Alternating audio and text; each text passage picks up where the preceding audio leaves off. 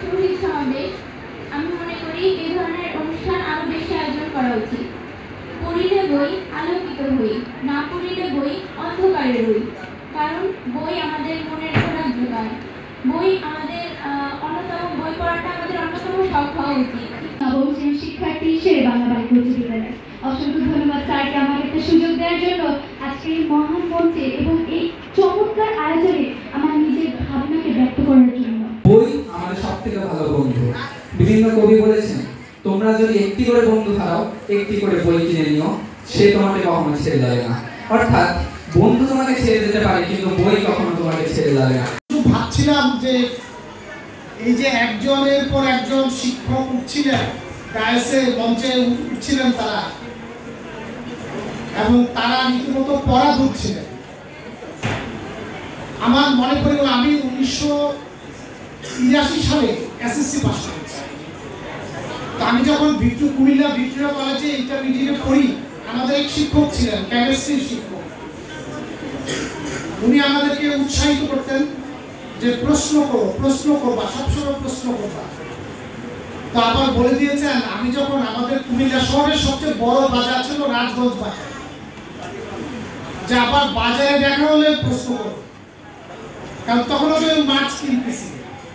ওখানে যদি বলো কেমিস্ট্রির শিক্ষক তো সমীকরণ জিজ্ঞেস করো, আমি তো বিপদে পড়ে যাবো।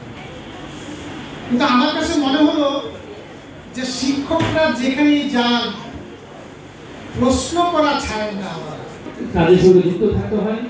সেই যুক্ততা আমাদের শহীদদের রয়েছে, সেই সামর্থ্য রয়েছে, সেই সামর্থ্যের প্রমাণ আজকে তারা দেখিয়েছে।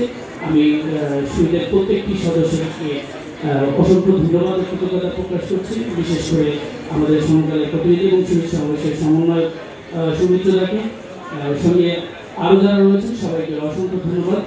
বইয়ের মধ্যে আমাদের জানার জন্য, আমাদের জীবনে চলার জন্য, আমাদের ভবিষ্যতের পাথেয় হয়ে থাকবে যে বিষয়গুলো, সেগুলো আমরা একটু জানতে হবে, আর বইটা একটু ভালো করে পড়তে হবে। এমন অবস্থায় আছি, আমি প্রধান শিক্ষক, কিছু অভিভাবক এসে আমার কাছে বলে, স্যার কোন গাইড কিনবো? আমি মাঝে মাঝে বলি, এই কথাটাকে আমার কাছে জিজ্ঞাসা করতে হবে।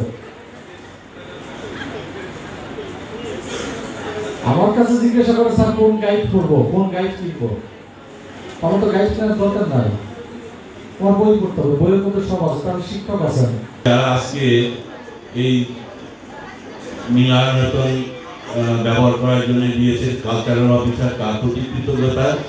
তো যারা এই কষ্ট করে আসছেন তাদের প্রতি অশেষ কৃতজ্ঞতা এবং ধন্যবাদ জ্ঞাপন করছি। সাথে সাথে তোমরা যারা শিক্ষার্থী আছো, তারা ভবিষ্যতেও এরকম যদি আমরা করি এরকম অনুষ্ঠান তোমরা সহযোগিতা করবে। অভিনন্দন, কৃতজ্ঞতা। একটা কথা বলি, পুঁথিগত বিদ্যা আর পরহস্তে ধন, নাহি বিদ্যা নহে ধন বলে প্রয়োজন। তো এই পুঁথিগত বিদ্যা বলতে কি বোঝানো হয়েছে? পুঁথিগত বিদ্যা হলো যে বই মুখস্থ করে পরীক্ষা দিয়ে ভালো রেজাল্ট করা। এটা কোনো কাজে লাগে না যদি সেই শিক্ষা দিয়ে দেশের, মানুষের, সমাজের কোনো উন্নয়ন না ঘটে। বই পড়তে হবে। আমরা যদি বই পড়ি তাহলে আলোকিত মানুষ হতে পারবি। পারদর্শী কথাটা আমরা সবাই বলেছি, তাই না? যে বারবার বলেছি যে আমরা যদি বই পড়ি তাহলে আলোকিত মানুষ হতে পারবো, আর বই না পড়লে আমরা অন্ধকারে রয়ে যাবো।